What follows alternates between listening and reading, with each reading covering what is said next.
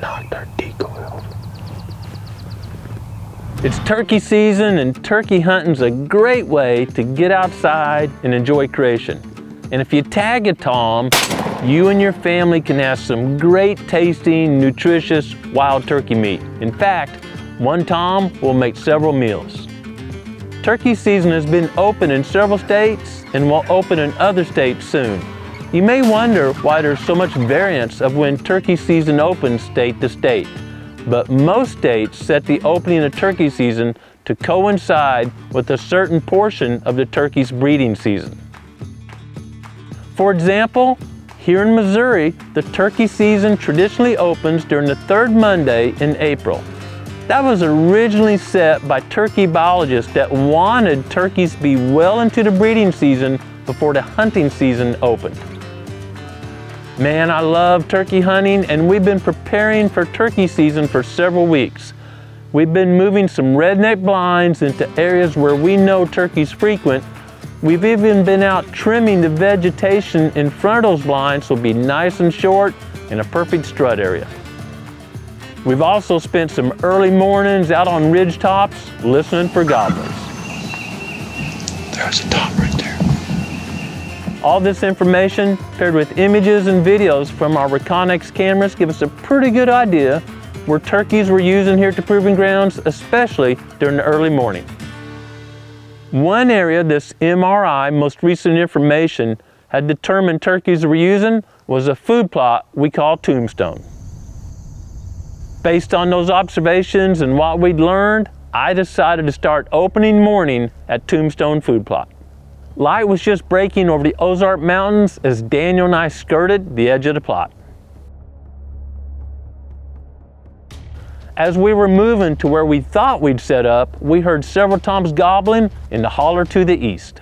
Between us and where the toms were roosted is a fairly large area where we'd felled a bunch of cedars. And I knew that toms probably wouldn't come directly through those cedars. When turkeys are in thick cover, like a bunch of felled cedar trees, they're very vulnerable to predation, and they tend to go around one side or the other. I think it's right when we all set up. They're gonna work this field at some point. Not knowing exactly which route the toms would take, we decided to stay on the ridgetop in the food plot and try to call the toms to us. One thing I really like about turkey hunting is all the strategy, and it seems it can change minute by minute. Hearing several toms gobble, we decided our best bet might be to put out a single decoy, an AVNX hen. Oftentimes when you hear multiple toms, one of the first turkeys into the setup may be a subordinate tom, almost like a satellite elk. They're kind of bust off and try to get to the hen before there's a threat or another tom around. And if you've got a Jake sitting looking over that hen decoy, that subordinate tom may flare off. We quickly set up with a big oak to our back.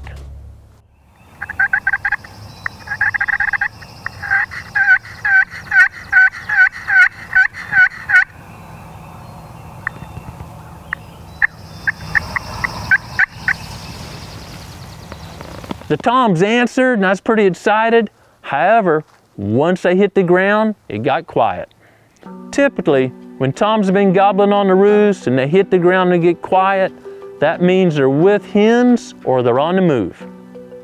Every now and then, we'd hear a gobble. It seemed to me they were drifting a bit further away, but they weren't going anywhere really fast, and I assumed they were with hens. Instead of calling and potentially, if they were with hens, those hens taking the toms even further away from another hen, I decided to sit there quietly and be patient. Growing Deer is brought to you by Bass Pro Shops and Cabela's. Also by Reconnex, Green Cover Food Plots, Winchester, AVNX Decoys, Lacrosse Footwear, Fleet Outdoor Apparel, Morel Targets, Summit Tree Stands, RTP Outdoors, Fourth Arrow Hunt Stand, Scorpion Venom Archery, Case IH Tractors, Burris Optics, Blood Sport Arrows, Code Blue, D-Code, G5 Broadheads, Prime Bows, and Redneck Hunting Blinds.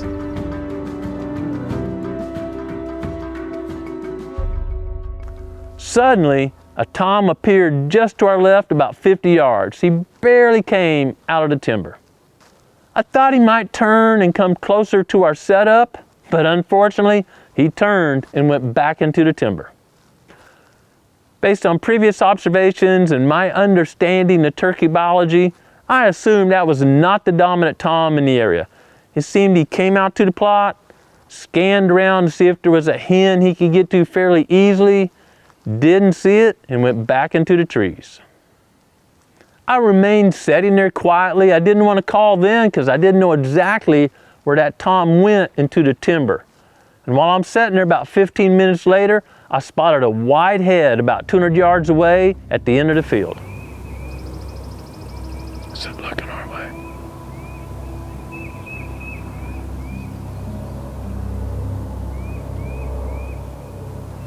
This tom was headed away from us, but I could tell he was scanning the area hard. Just a one.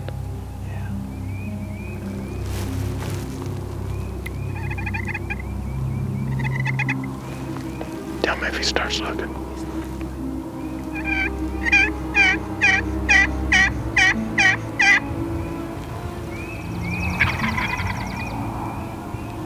The tom gobbled and turned our way.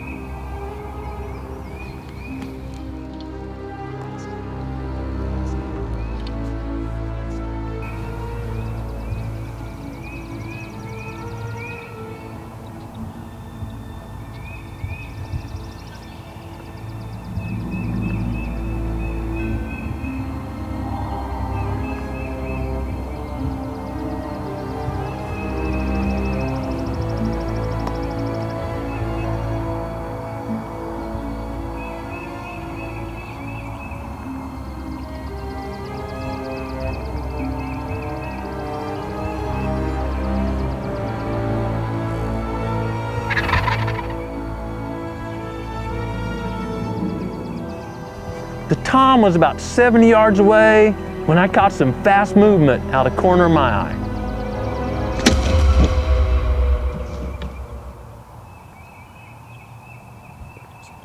I couldn't believe it. A hawk had swooped in and tried to kill what it thought was a hen turkey. It hit our decoy hard, it knocked it over, and it was loud. I'll bet it hurt that hawk's talons. Seeing movement and hearing that loud thump startled Daniel and I, and it seemed it made the tom pretty uneasy. I thought that tom might tuck his tail and run, but instead he kept on coming, kind of skirting the area where the hawk had tipped over our decoy.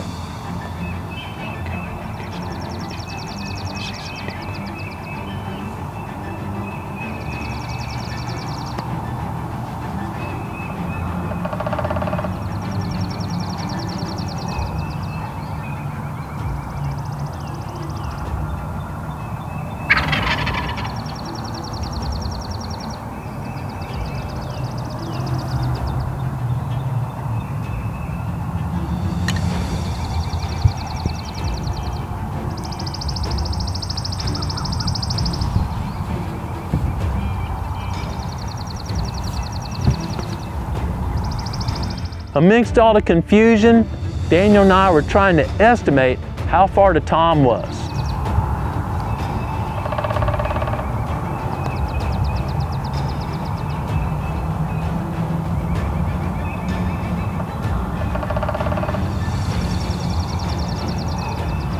As the tom continued skirting our setup, I was waiting for his head to get above the forage so I could get a clear shot.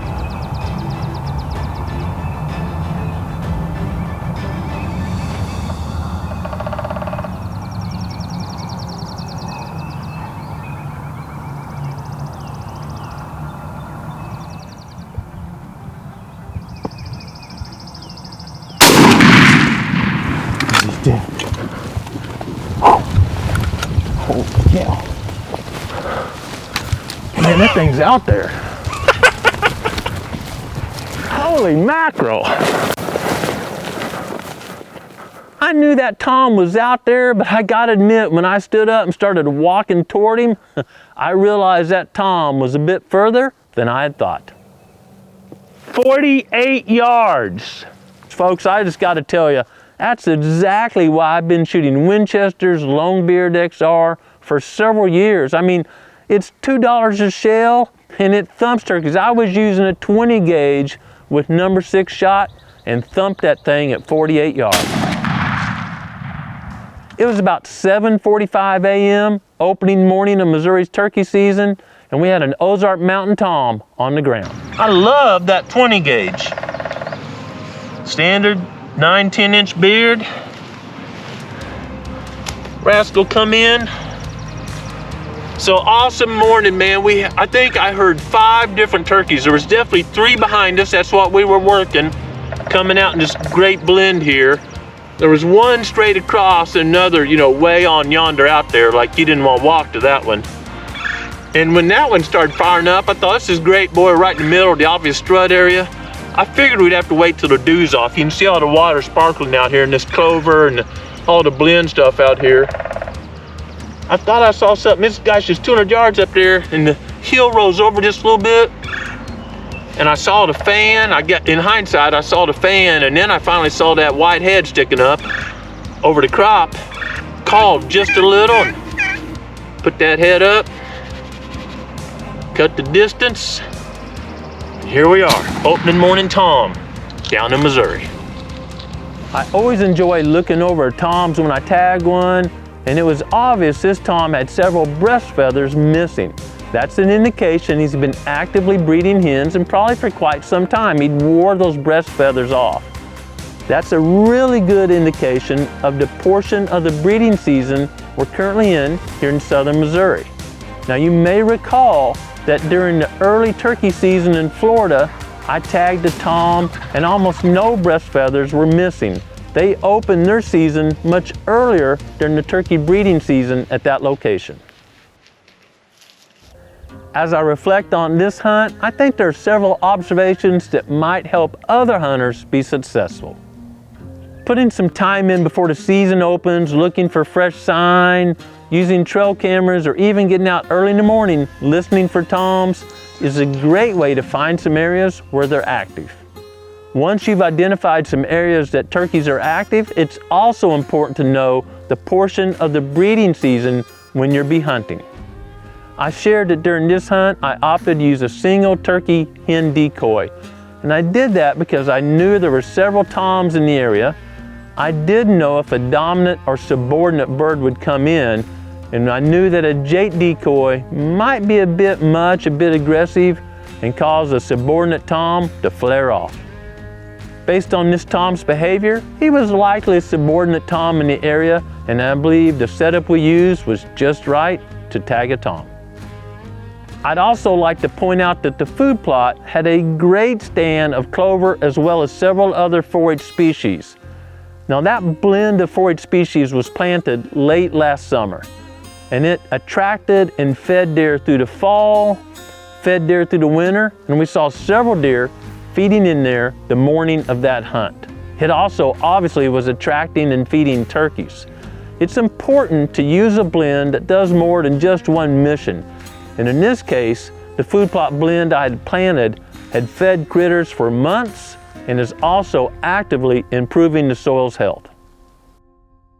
If you'd like to learn more about the forage blends I've designed for wildlife food plots, check out greencoverfoodplots.com. With all that said, one of the coolest observations was that hawk trying to take out our decoy. This was just one example of turkey predation, or in this case, decoy predation. But I gotta tell you, I'm hearing from lots of my buddies and viewers that they're not hearing or seeing as many turkeys as they have during past seasons. And several state agencies are reporting a decline in turkey populations. Some are adjusting seasons, some are even changing how they manage turkeys. I want to get in this more detail, and I'll really dive into the current status of turkeys and what we should be doing in an upcoming episode. Hey, stay tuned to our social media pages as we continue through turkey season, as we'll be sharing several tips and strategies as the breeding season progresses.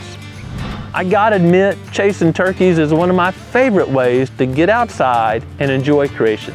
But this time of year, there's lots of options. No matter how you choose to get outside and enjoy creation, make it a priority every day to be quiet and listen to what the Creator is saying to you and His will for your life. Thanks for watching Growing Deer.